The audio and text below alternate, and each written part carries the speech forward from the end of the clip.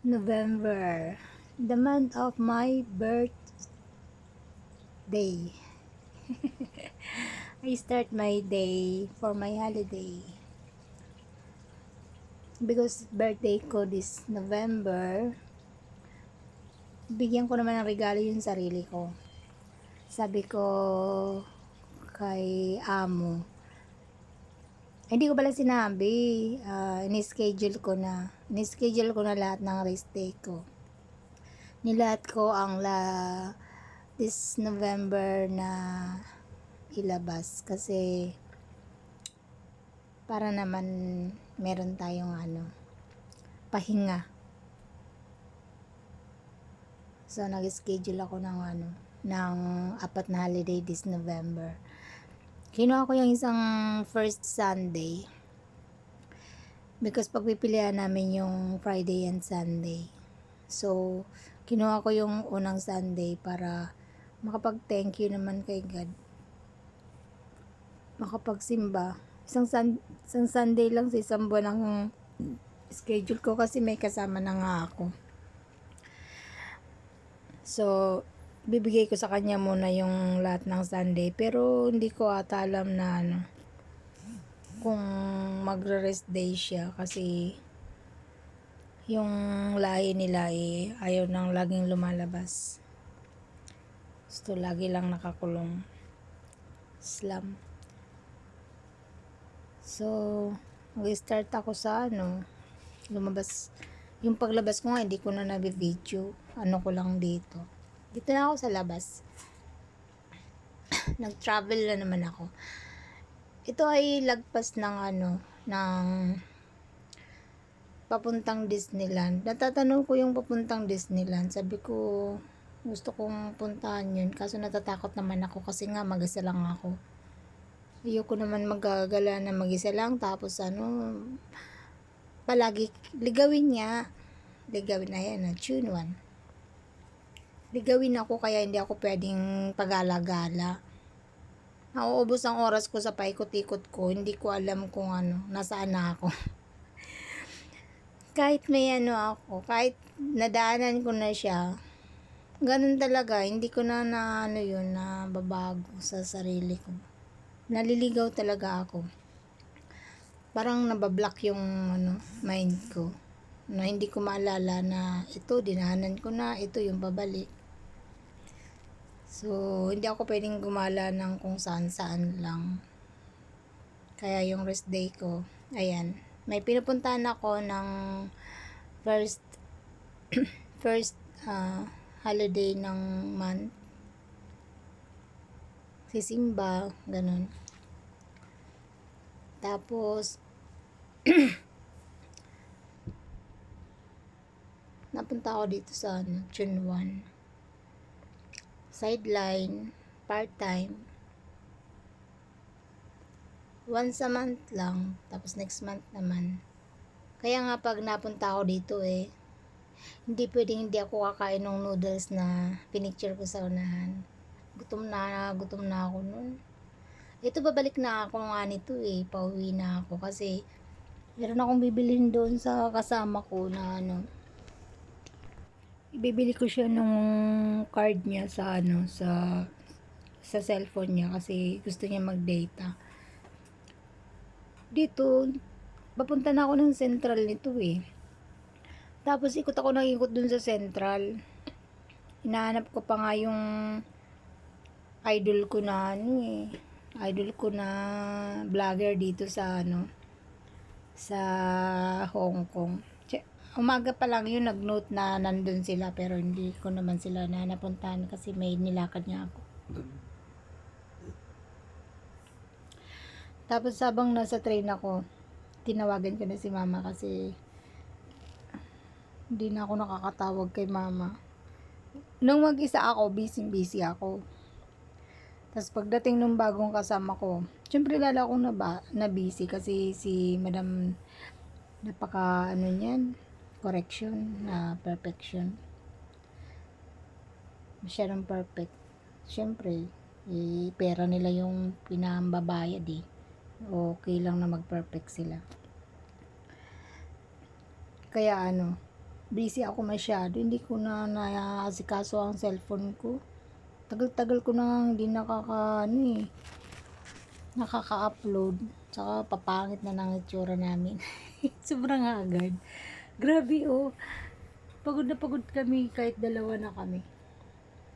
Parang masyadong critical yung kalagayan namin.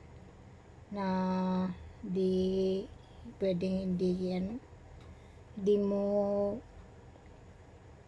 susobrahan pa sa expectation ng gusto. Sobra na sa sobrang high level na nung namin lalong nababagsak ang niya, quality. Ang hirap mahirap talaga magtrabaho sa mo na yung ituturing ka talagang alila lang.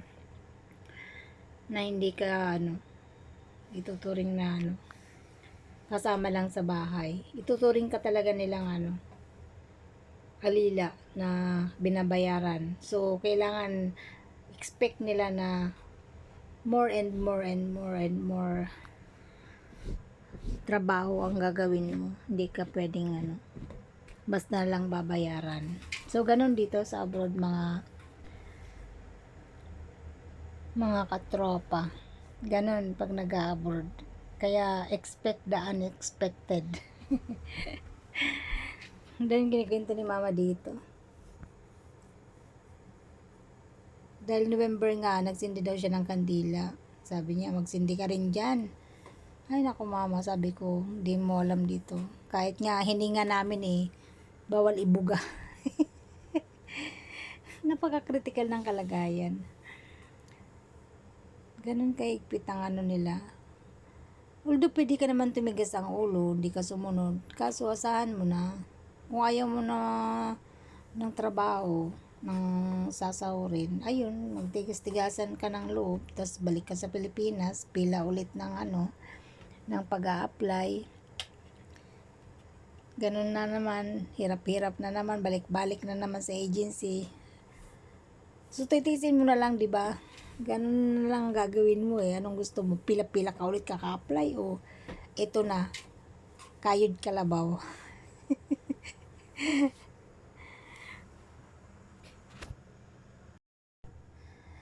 And pagbaba ko nito hindi ko na video. Pandalas pa rin ako, nagmamadali ako lagi. Ang bilis-bilis ng oras.